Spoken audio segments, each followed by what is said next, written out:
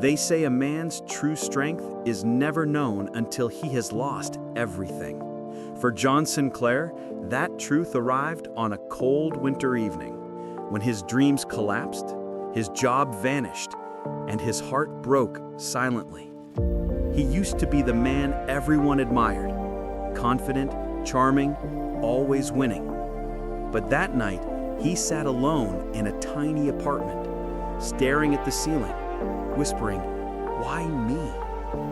Bills on the table, silence on the phone. Even the mirror refused to comfort him. And somewhere deep inside, he heard his own heart whisper, "You have two choices, give up or begin again." John's life had been built on applause. Every compliment was a brick, every success a crown. But when failure came, it tore away everything, exposing emptiness underneath. His company downsized, his girlfriend left. He tried to smile, but it felt heavy, forced. Nights were sleepless, mornings meaningless. He walked through crowds like a ghost, pretending he was fine, dying quietly inside. Sometimes, he would write later, God breaks you, not to destroy you, but to rebuild you. That breaking had begun. 3 a.m., rain tapping the window. John stood barefoot in the kitchen, staring at the city lights. He whispered into the dark, "If anyone's listening, I need a sign." No answer came, only the hum of the refrigerator and his own heartbeat. But in that stillness, a thought appeared, quiet but powerful. Get up. He took a pen, tore a page from a notebook, and wrote 3 words, "Start from zero." He pinned it to the wall. That night, nothing magical happened, but something inside him shifted. A seed of hope was planted.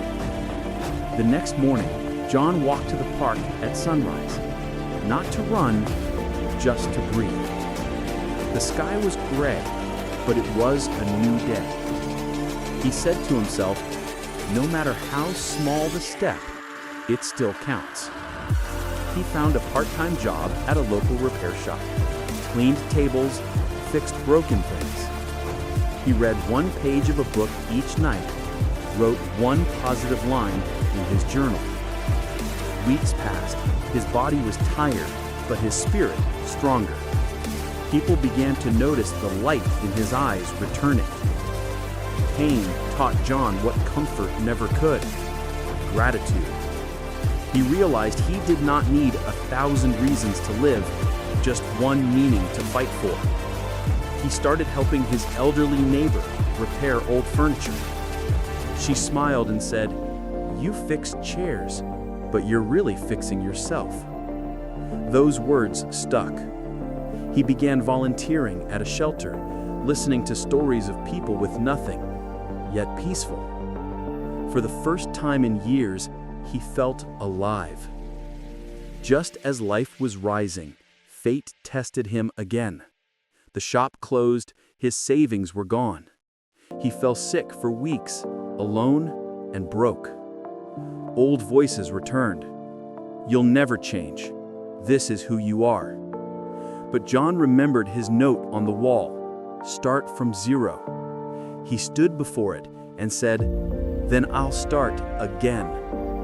And that one sentence became his weapon against despair. John had no religion, but he had faith. Faith that if he kept moving, life would open doors. He meditated, prayed in his own way. He thanked life for every small victory, a meal, a friend, a sunrise. And slowly, miracles began to appear, not loud ones, quiet blessings. A stranger offered him a job. A friend he had lost years ago called to check on him. He wrote in his journal, "Maybe faith is not about seeing miracles, but recognizing them when they come." John began sharing his daily thoughts online, simple posts about life, failure, and hope. He never expected anyone to care. But one day, a message arrived. "Your words stopped me from ending my life. Thank you." He cried for a long time, tears of purpose. He realized that maybe his pain was the bridge for someone else's healing. From that day on, he decided to devote his life to speaking hope. He recorded his first motivational video with a cracked phone. He spoke about failure as a teacher, about losing everything but finding peace. It got only 10 views, then 20, then 100,000. People from across the world wrote, "I feel seen. You said what I never could." And suddenly, the man who had once felt invisible became a light for others. Years later, John walked to the same river where he had once wanted to end it all. The sun was rising. The water was golden. He smiled and whispered, "I didn't find success. I found peace." He closed his eyes and breathed deeply. He understood that the purpose of falling was never punishment. It was preparation. He said, "Thank you for the pain. It taught me how to live." Narrator: maybe you feel like John today. Lost, tired, alone. Maybe you've fallen so many times that hope feels foolish. But listen to this. Every sunrise still waits for you. Every breath is proof that your story isn't over. Start from zero. That's not defeat. That's rebirth. So get up, wipe your tears, and walk again. Because the light you're searching for is already within you. John moved to a small coastal town. He rented a single room near the sea and spent his mornings walking along the shore. He spoke softly to the waves as if they could hear his gratitude. He recorded new reflections there, not as a teacher, but as a friend. He spoke about pain, forgiveness, and the courage to begin again. And people listened, not for perfection, but for truth.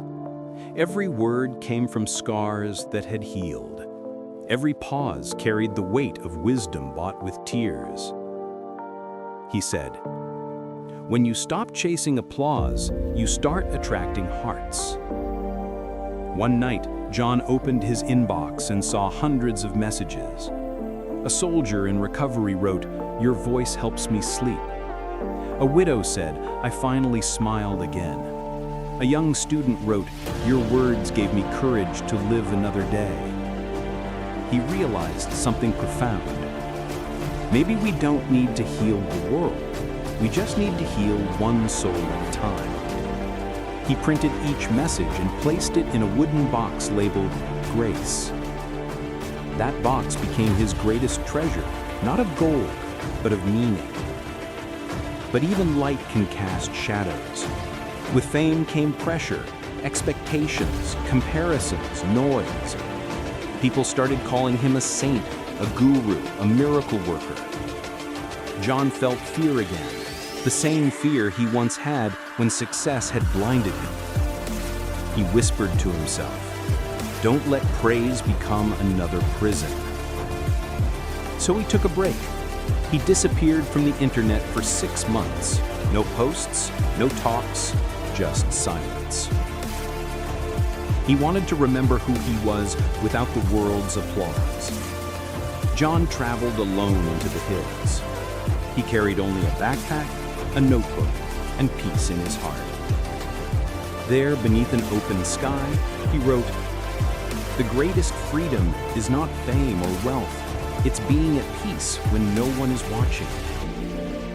For days he sat in silence, watching sunrise turn into sunset. He listened to birds, to wind, to his own heartbeat. And in that solitude, he found a new truth. We come into the world empty-handed, and we leave the same way. The only thing we keep is what we gave. When John came back, he didn't make a grand announcement. He simply wrote an open letter titled, "To the Ones Who Feel Lost." He wrote, "Don't wait for permission to live. The world doesn't owe you meaning. You create it, one act of love at a time. If you're in pain, don't hide it, use it. Turn every scar into a lamp that helps someone else see." That letter was shared millions of times, but John didn't care about numbers. He cared that somewhere, someone smiled again. One afternoon, while speaking at a small charity event, a little boy approached him. Frail, bald from illness. He handed John a drawing, 2 stick figures holding hands under a bright sun. Below it, he had written, "You help me feel strong." John knelt down and hugged him. The boy whispered, "When I'm scared, I listen to your voice." That night, John cried harder than he ever had before. He looked at the sky and said, "God, if my voice can ease one child's pain, then every tear I ever shed was worth it." Months passed. John's health began to fade quietly. The years of stress had taken their toll. He never told anyone. He kept recording, writing, smiling. Each video became a prayer of gratitude. One evening, he sat by the sea and recorded his final message. "If tomorrow never comes, promise me you'll still try again. Promise me you'll believe that love always wins." He ended the recording, placed the phone down, and watched the sunset. The waves whispered back like applause from heaven. Weeks later, the world learned that John Sinclair had passed away peacefully in his sleep. No drama, no noise, just silence and light. His followers mourned not with tears, but with gratitude. They shared his words everywhere, in schools, hospitals, prisons, temples, churches. One teacher wrote on the blackboard, "Start from zero, John Sinclair." A nurse played his voice for dying patients. A young creator used his quotes to inspire millions more. John was gone, yet everywhere. Narrator's voice softens. Years passed and technology changed. New generations came, new voices rose. But late at night, somewhere in the corners of the internet, people still searched for his videos and found peace in his words. "Maybe he's still here," one listener said, "in every heart that refuses to give up." Because John Sinclair had never wanted followers, he wanted believers. Believers in life, in kindness, in second chances.